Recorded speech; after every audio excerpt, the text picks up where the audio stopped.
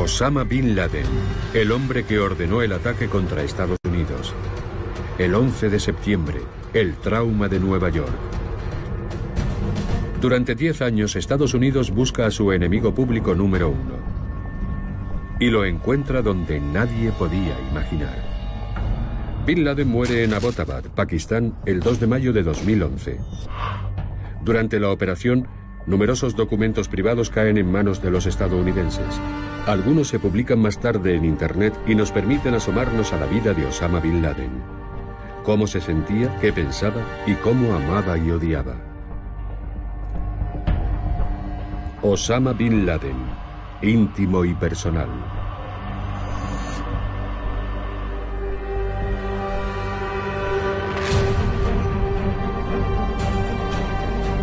Americanos contraatacan. La caza de Bin Laden ha comenzado. Al principio con equipos de la CIA en Afganistán. Pero no consiguen encontrar a Bin Laden. Ni siquiera cuando tropas de Estados Unidos se internan en la región del Hindu Kush a finales de 2001, consiguen dar con él.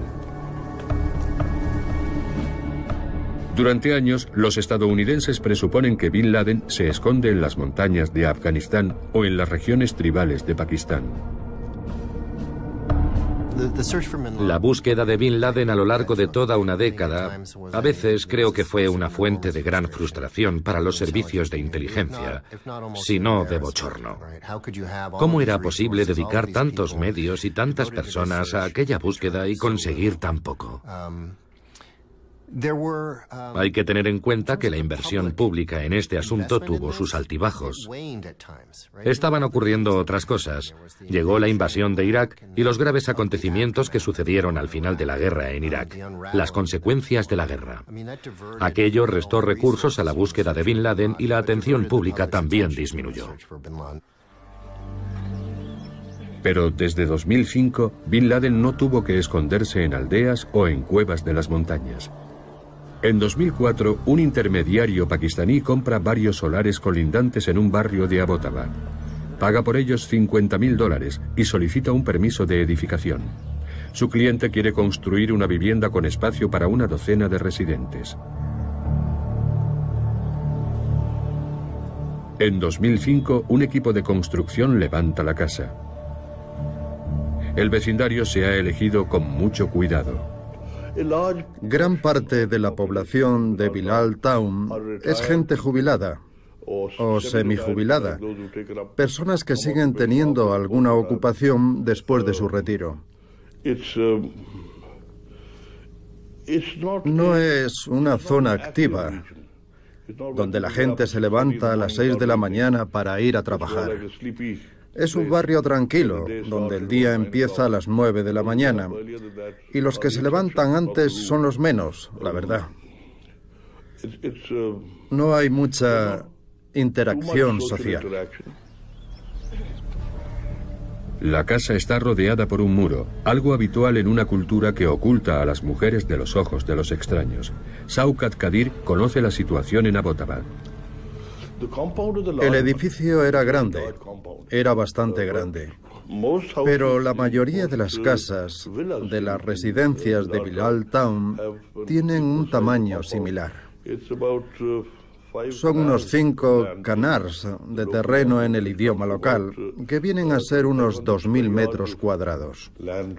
No son demasiados, pero es una propiedad grande, aunque para la mayoría de las familias de clase media de la zona no sería una casa especialmente grande. Y desde ese punto de vista, tampoco es tan cara.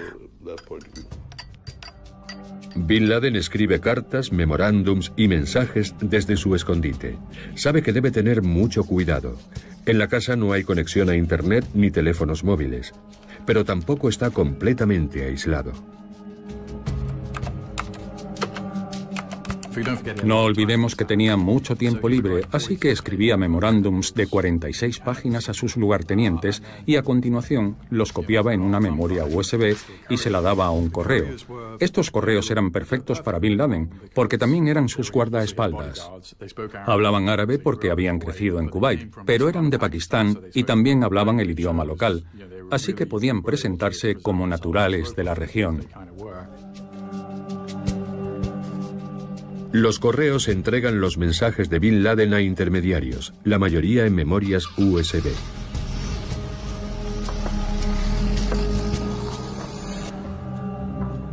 Los vecinos solo conocen a dos hermanos pakistaníes, Arshad y Tariq. No saben nada del misterioso residente de la casa. Arshad Khan, uno de los correos, protege a Bin Laden de los ojos de los vecinos. Una de las cosas que decía a sus vecinos era que tenía un tío anciano viviendo con él, con su esposa y sus hijos, y que estaba enfermo. Esa era la excusa para no relacionarse con nadie.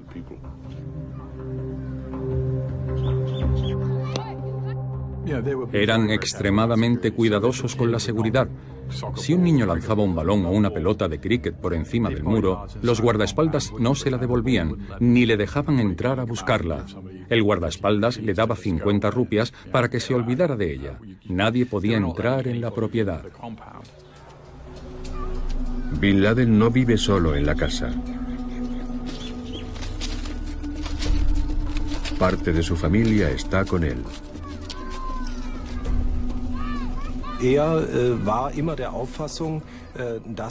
Él siempre defendió que un buen musulmán debía tener 4 esposas, lo cual es una práctica común, al menos entre los musulmanes conservadores de Arabia Saudí.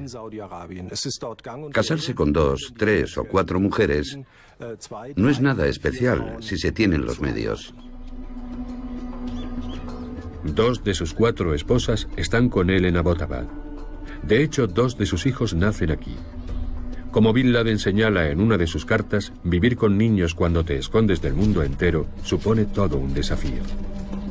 Una de las medidas de seguridad más importantes es controlar a los niños. No hay que permitir que salgan de casa, excepto en casos de extrema necesidad, como la atención médica, ni que salgan al patio sin un adulto que controle el volumen de su voz. En la casa había una docena de niños, hijos y también nietos de Bin Laden.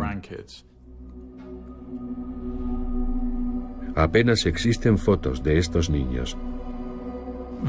Las 2 esposas habían recibido educación y tenían una clase en la que enseñaban a los niños. También les ayudaba Bin Laden instruyéndoles sobre distintas materias. El patriarca visita la clase casi todos los días. Muestra interés por el progreso de sus hijos. Bin Laden prestaba mucha atención a sus hijos y a su familia. No es extraño que personas que perpetran crímenes en masa tengan al menos una faceta de bondad. Y Bin Laden era indiscutiblemente un padre dedicado. Leía poesía a sus hijos, los instruía en el Corán. Las cartas que recibe de sus hijos adultos, que no pueden estar con él, muestran un gran afecto hacia su padre. Una de sus hijas escribe: «Te añoramos constantemente y nos alegra escuchar tus mensajes de voz». Su hijo Hamza le dice: «Amado padre, no puedo ni imaginar cuánto durará esta amarga separación. Aún recuerdo la última vez que te vi». La respuesta de Bin Laden es igualmente afectuosa.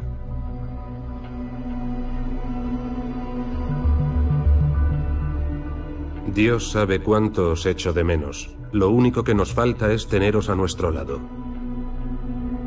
Pero el líder terrorista sabe que es afortunado, teniendo en cuenta las condiciones de su escondite.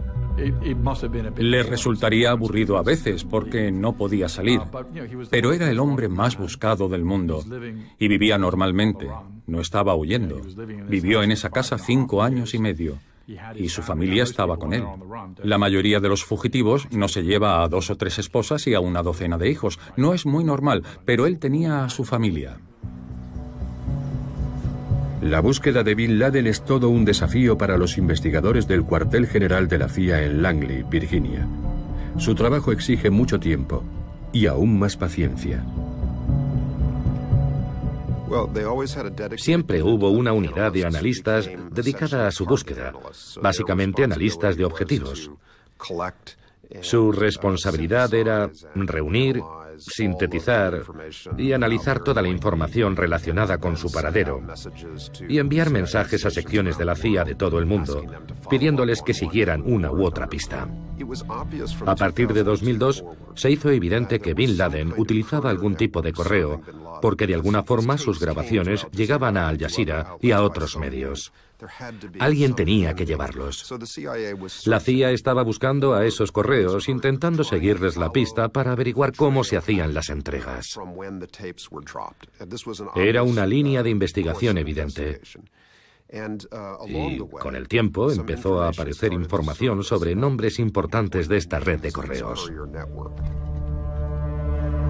En 2010, los estadounidenses empiezan a vigilar a un hombre que previamente ha tenido relación con Al-Qaeda y que al parecer hace de correo en Pakistán. Pero aún no saben para quién trabaja. El número 3 de Al-Qaeda, Atiyatala, advierte a Osama: ya te he dado mi opinión, creo que debemos reducir nuestra correspondencia. Pero Bin Laden no quiere perder aún más el contacto y escribe: los hechos prueban que la tecnología y todos los avanzados sistemas que usan en Estados Unidos no pueden capturar a un muyahid si éste no rompe las normas de seguridad. Imagine lo que sería intentar controlar a una organización global sin utilizar el teléfono o Internet. Eso hacía Bin Laden. Tenía cierto control porque enviaba mensajes a su gente en memorias USB con correos. Pero no podía saber si sus mensajes se recibían. Las respuestas podían tardar meses en llegar. Era como dirigir una gran organización a principios del siglo XIX enviando mensajes físicamente a alguien. Y esto tiene consecuencias. Hay subcomandantes que empiezan a cuestionar la autoridad de Bin Laden. Uno de ellos escribe: no hay duda de que al vivir apartado, debido a cuestiones de seguridad, puede impedirle ver con claridad. Estar oculto, asediado y lejos no es lo mejor para pensar, formarse una opinión y tomar las decisiones correctas. A pesar de todo, al menos consigue dictar las normas generales de la actividad global de Al-Qaeda y parece que también consigue participar en detalles operativos de casos individuales. Pero como tiene que comunicarse exclusivamente a través de correos, eso complica mucho las cosas. Así que obviamente no puede participar en la planificación de ataques como los de Londres en 2005, aunque creo que sí pudo influir en los aspectos generales de todos esos ataques y da la impresión de que estaba bien informado sobre las estrategias que seguían. Pero los líderes operativos ya no consideran a Bin Laden una figura decisiva. Él insiste en que hay otras prioridades. Debemos comprender que gran parte de la batalla tiene lugar en los medios. No le complace la forma en que están retratándole los medios. He visto programas sobre mí que se basan en informaciones incorrectas. Si una persona no revela su historia, los medios y los historiadores inventan una para él, sea o no sea cierta. Obviamente, es un narcisista en muchos aspectos importantes. Se ve a sí mismo como indispensable para la causa, para su fe y para la historia del mundo. Y hay una gran megalomanía en sus actos y en la visión que tiene de sí mismo.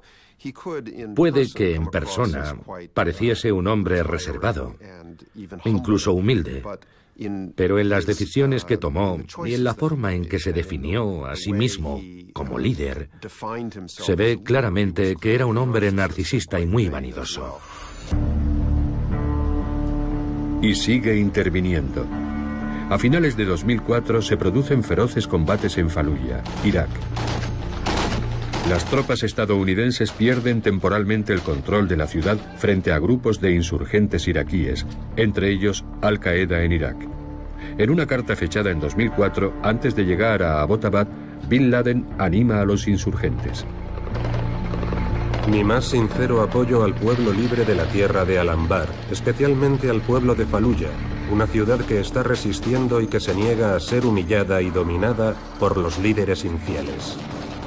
Les han dado una lección con la solidez de sus principios y les han demostrado que la fe es más poderosa que sus aviones y sus cañones. Pero no es fácil controlar a los líderes de Al-Qaeda en Irak. En 2004, Abu Musab al-Zarqawi, un jordano que posteriormente se convertiría en el líder de Al-Qaeda en Irak, se alía con Osama Bin Laden. Ha jurado fidelidad a Bin Laden, aunque los expertos saben que no tiene mucho en común con Al-Qaeda. Al-Zarqawi nació en Jordania y tiene fama de ser extremadamente violento e impredecible.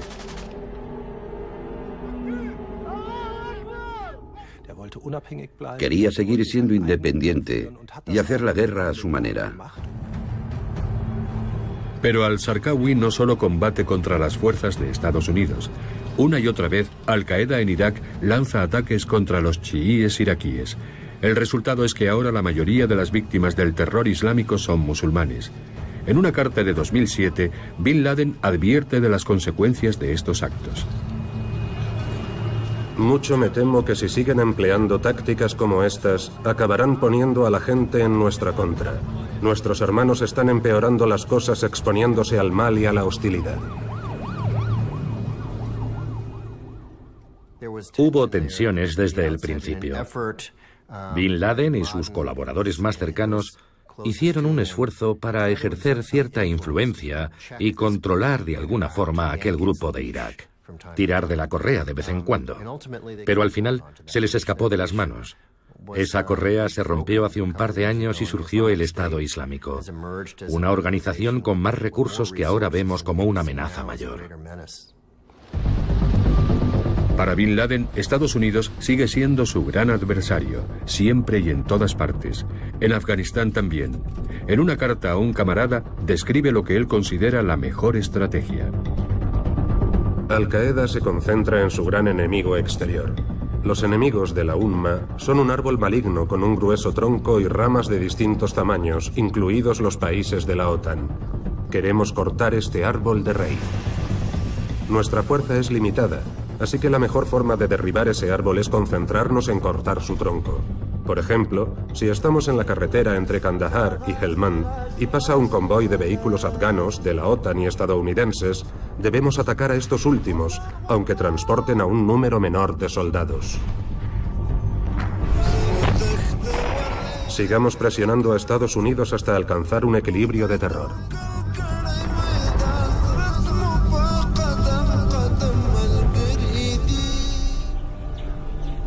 Pero todo esto ocurre lejos de Abbottabad, donde lo único que puede hacer al que se considera el hombre más peligroso del mundo es dar un paseo diario por el patio.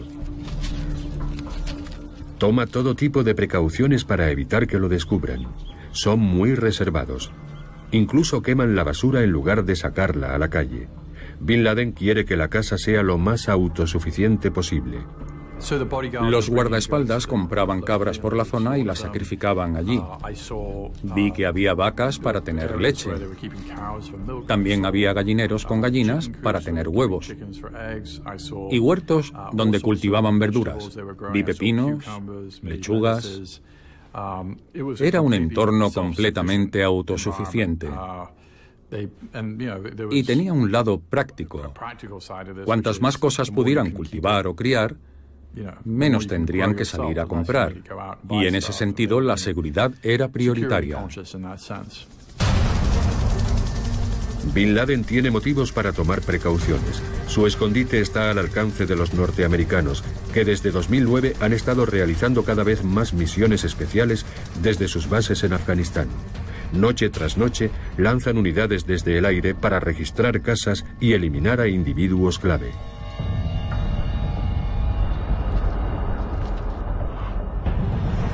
Además, emplean otra arma con los mismos fines: drones.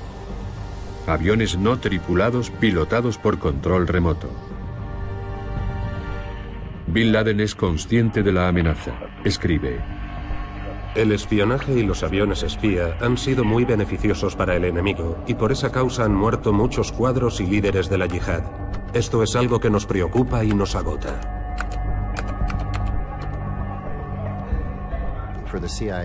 La CIA y los responsables de las misiones de contraterrorismo vieron el potencial de este recurso antes que sus homólogos del ejército.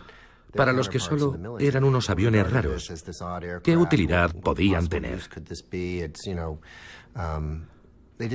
No supieron ver todo lo que eran capaces de hacer tan rápido como lo hizo la CIA. La CIA básicamente adoptó esta tecnología, esta plataforma, tomó esos aviones y los desarrolló. Y los ha perfeccionado hasta un punto asombroso. Ahora la forma en que se hacen las vigilancias e incluso los ataques con drones son casi como una coreografía. En 2009, un ataque con un dron en la región fronteriza entre Pakistán y Afganistán mata a Saad, el hijo de 30 años de Bin Laden. Era uno de los altos mandos de Al-Qaeda y muchos veían en él al sucesor de su padre.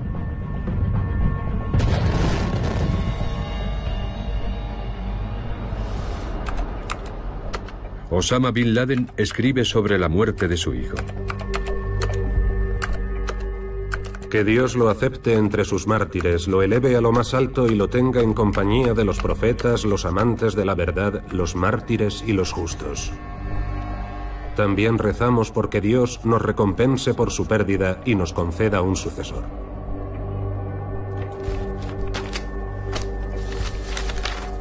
Enviaba a sus hijos mensajes contradictorios. A veces los urgía a seguirlo al combate. En un momento dado, según unas memorias publicadas por uno de sus hijos, los animó a convertirse en terroristas suicidas, lo cual es algo que cuesta entender. Pero también hay textos que escribió, a veces bajo una gran presión, por ejemplo, sus últimas voluntades en Tora Bora, en las que dice a sus hijos: dejad el negocio familiar, ya os he causado bastante sufrimiento en esta vida.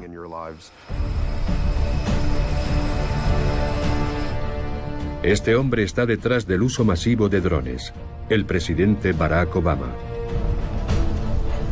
Y este otro es una figura clave en el ejército americano, el general Petraeus. Ambos se convierten en objetivos en las fantasías de venganza y omnipotencia de Osama Bin Laden. He pedido que se preparen dos grupos con la misión de atacar el avión de Obama o Petraeus, de cualquiera de los dos, si visitan Afganistán o Pakistán. Obama es el líder de los infieles. En cuanto a Petraeus, es el hombre más señalado en este último año, y su muerte alteraría el curso de la guerra. Este tipo de cosas no se pueden descartar, pero cada vez parecía menos probable. Daba más la impresión de que Bin Laden estaba perdiendo el contacto con la realidad de la organización que dirigía y sus posibilidades. Eran puras fantasías. Pero Bin Laden se ve a sí mismo como un hombre realista, cree conocer bien a su enemigo y escribe: una de las cuestiones más importantes cuando hay un conflicto es que cada bando debe informarse bien sobre la cultura de su enemigo, su historia y su forma de pensar. Ellos ya eran nuestros enemigos desde antes del Islam, y su odio siguió creciendo después de llegar el Islam. La civilización occidental ocupó nuestra tierra durante 1000 años, los griegos 400 y los romanos 600. Creo que tenía su propia teoría sobre la historia, basada en ciertas profecías e interpretaciones de textos islámicos con los que había crecido, pero sumamente distorsionada por conversaciones de campamento junto al fuego entre exiliados radicales en el entorno de estos conflictos. Y de alguna forma crearon su propia mitología para explicar lo que estaban haciendo, para explicar por qué era trascendental y cómo aquello conduciría a una transformación de gran importancia. No comprendía a Estados Unidos en absoluto. Sabemos que visitó el país en una ocasión, pero entonces era relativamente joven. No tenía mucho conocimiento de primera mano de Estados Unidos. Algunas personas de su familia habían estudiado allí y lo conocían bastante bien, pero yo diría que él tenía un conocimiento bastante superficial del país. En su casa había un montón de obras de Noam Chomsky y otros críticos de la política exterior estadounidense. Eso está bien, pero solo es una parte.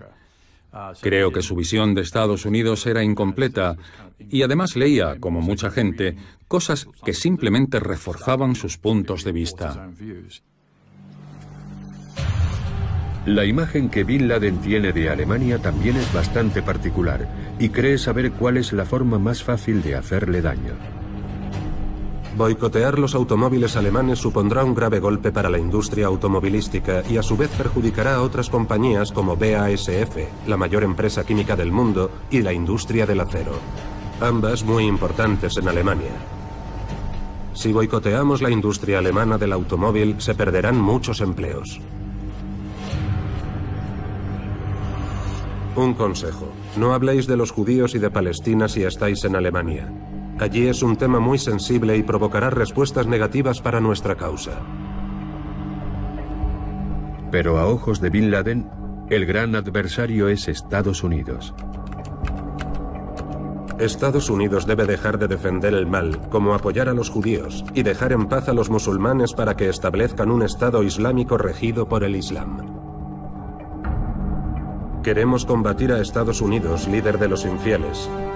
Es sabido que el pueblo estadounidense, representado por el Congreso y la Casa Blanca, tiene el poder supremo en el país y es quien toma al final las decisiones. Por eso debemos concentrarnos en combatir al pueblo estadounidense.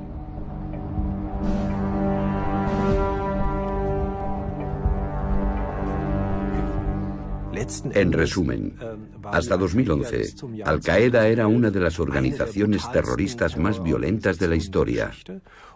Su objetivo era atacar y matar a civiles en Estados Unidos y en el resto del mundo occidental. Bin Laden hace sus cálculos. La población de Estados Unidos es de 300 millones. En Afganistán murieron 1000 soldados y 4000 en Irak. Eso significa que el impacto es mínimo porque ese número es muy pequeño. No basta para que el pueblo de Estados Unidos se rebele y obligue a los políticos a parar la guerra. Si queremos lograr nuestro principal objetivo, tenemos que realizar nuestras operaciones en Estados Unidos.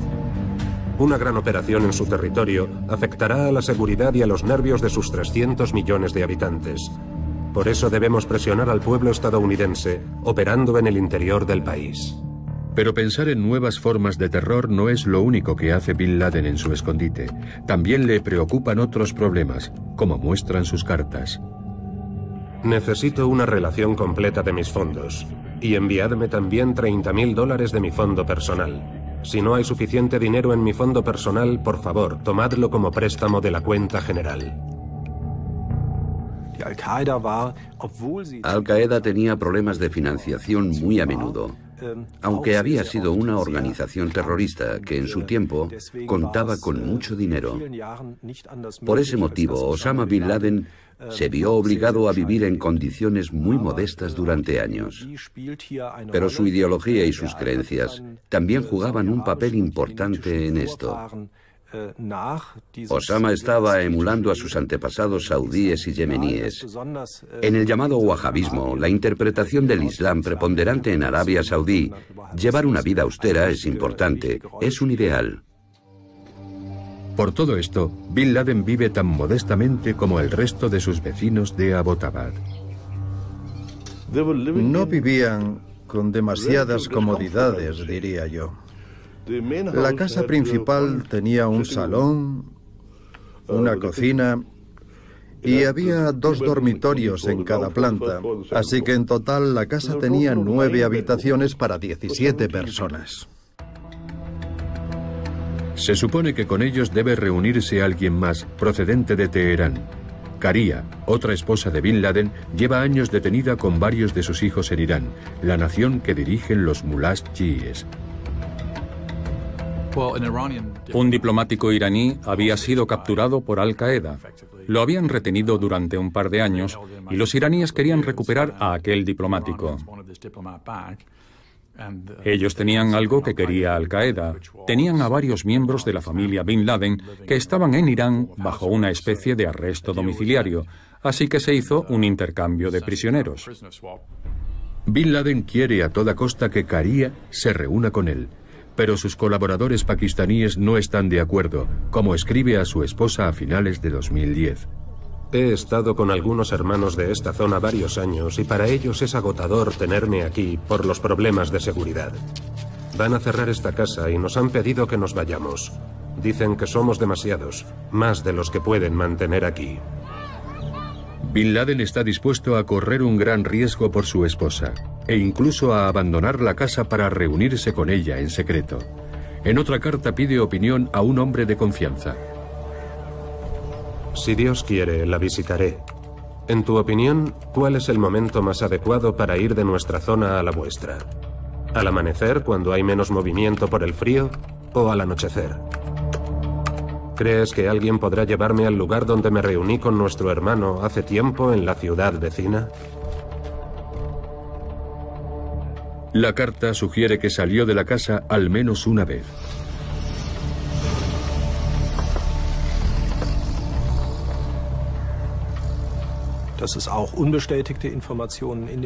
A mí me resulta bastante increíble esa información que aparece en sus documentos y que revela que salió del recinto. Me cuesta imaginar que una persona tan importante y tan llamativa como Osama Bin Laden pudiera moverse por Pakistán sin llegar a ser reconocido. Por otra parte, es un país muy caótico. Lo único que de verdad es efectivo es el ejército. Ya fuese en una furgoneta o de otra forma, parece que Osama Bin Laden y parte de su familia fueron transportados con éxito por el territorio pakistaní hasta las regiones tribales y luego de vuelta a la casa. A principios de 2011, su esposa Karia se reúne con él en su escondite.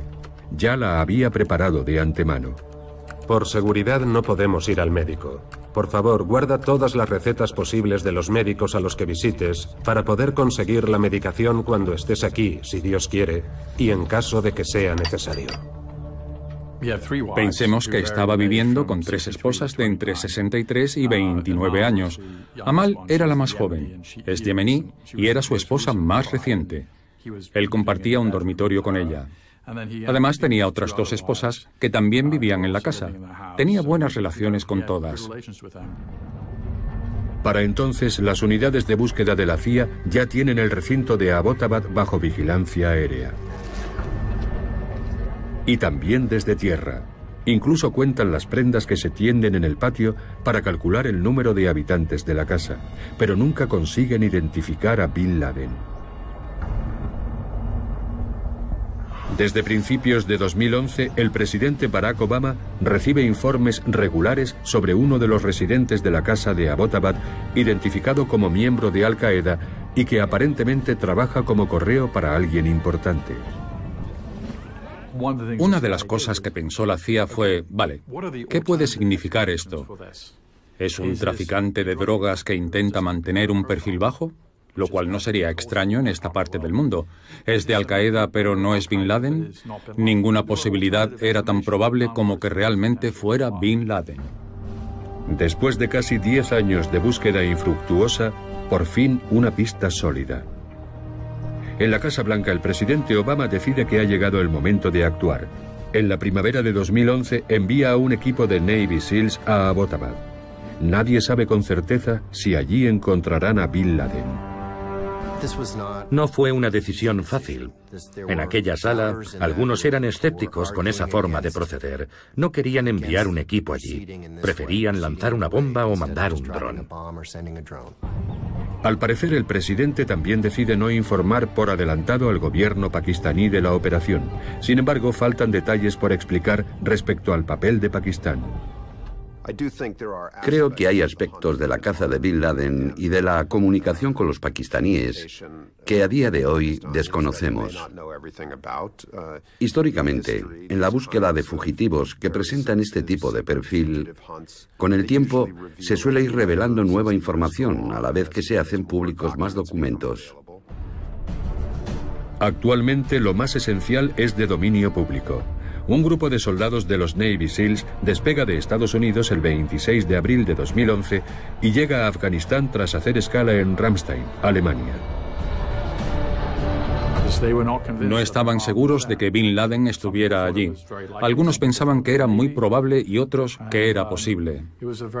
Creo que el presidente Obama tomó la decisión correcta y está claro que tuvo que ser una decisión muy difícil. La noche del 1 de mayo de 2011, dos equipos de las Fuerzas de Operaciones Especiales parten hacia Abbottabad desde una base estadounidense en Jalalabad, Afganistán. Despegan alrededor de las 11 de la noche y el vuelo dura unos 90 minutos. Las fuerzas aéreas pakistaníes no hacen nada. No había ninguna amenaza aérea de Afganistán en nuestra frontera occidental. Ninguna. La única amenaza aérea venía de India, así que todos nuestros radares y medios antiaéreos estaban concentrados en aquella frontera, no en esta.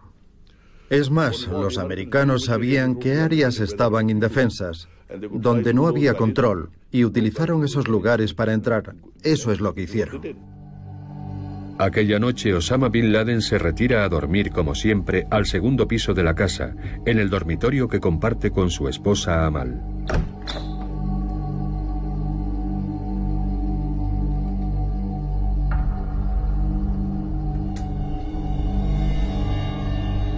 A la 1 de la mañana los comandos entran en el recinto.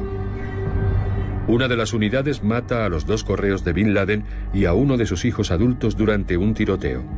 La otra unidad va en busca del objetivo.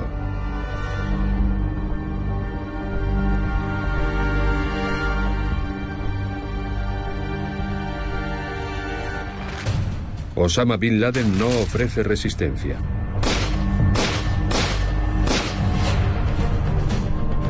Pocas horas después, un avión de despegue vertical en el que viaja el cuerpo de Bin Laden aterriza en el portaaviones Carl Vinson, en el Océano Índico.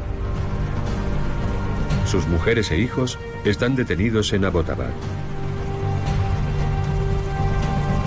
En el portaaviones se prepara el cuerpo de Bin Laden para un entierro en alta mar, según el ritual islámico.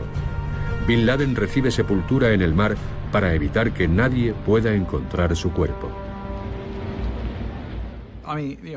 Según la tradición islámica, el entierro se debe realizar antes de 24 horas. No querían que la tumba de Bin Laden se convirtiera en un lugar de peregrinación, y creo que el entierro en el mar fue la opción menos mala que se les ocurrió.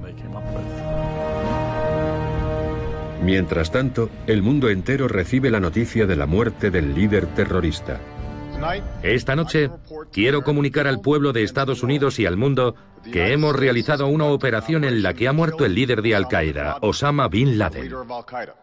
Fue una bomba, pero no salieron millones de personas a la calle. Y yo creo que se debe a que Bin Laden no murió en el campo de batalla o en Tora Bora, en Afganistán, combatiendo con nuestros soldados. Murió en una casa de un barrio periférico rodeado de sus esposas e hijos. No opuso resistencia, no fue un fin heroico, se fue con un gemido. De repente, el mundo entero fijó su atención en la ciudad de Abbottabad y en la misteriosa casa de Bilal Town. No se permite el acceso al recinto ni a curiosos ni a periodistas. Aunque hay algunas excepciones. Me quedé asombrado, tengo que reconocerlo. Me sorprendió la falta de seguridad que había. Uno se imagina que en la era de la tecnología tendrían algún tipo de equipo de seguridad en la casa, pero no lo había, no había nada. Poco después del drástico suceso, Shaukat Qadir, como general retirado del ejército pakistaní, consigue un permiso para acceder al escondite de Bin Laden. Un detalle llama su atención. Alguien que huye, que se oculta de la ley, lo primero que piensa, lo primero que necesita son vías de escape. Alguna vía de escape. Es lo primero que esperaba encontrar, que hubiera tenido alguna forma de escapar. Pensé que quizá el ataque fue tan repentino que no tuvo tiempo de huir, pero no había nada. Nada. No había cámaras en el exterior que les permitieran ver si alguien intentaba entrar. No había nada de eso. Es sorprendente. Las autoridades pakistaníes tampoco quieren que la casa de Bin Laden en Abbottabad se convierta en un lugar de peregrinación, así que en 2012 se derriba. Pero el recuerdo de Bin Laden no se borra con una demolición. Bin Laden es mucho más que una figura histórica. porque fue una parte decisiva en la configuración del mundo actual. Bin Laden hizo reaccionar a una superpotencia y consiguió que contraatacara utilizando unos ataques terroristas altamente efectivos que siguen definiendo la política global hasta el día de hoy.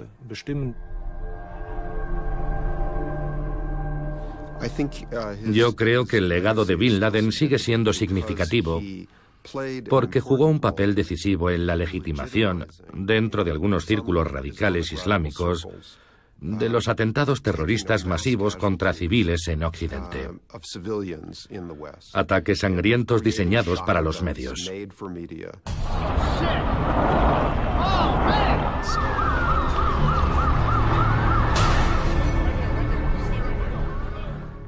Ahora hay un nuevo estilo de terrorismo que Bin Laden ayudó a inventar, y es el atentado con múltiples víctimas contra objetivos civiles. Sus medios eran violentos y su estrategia simple. Estaba decidido a usar el terror para combatir la influencia de Estados Unidos en el mundo árabe. El siguiente paso era establecer regímenes fundamentalistas en las naciones árabes para unirlas en un califato.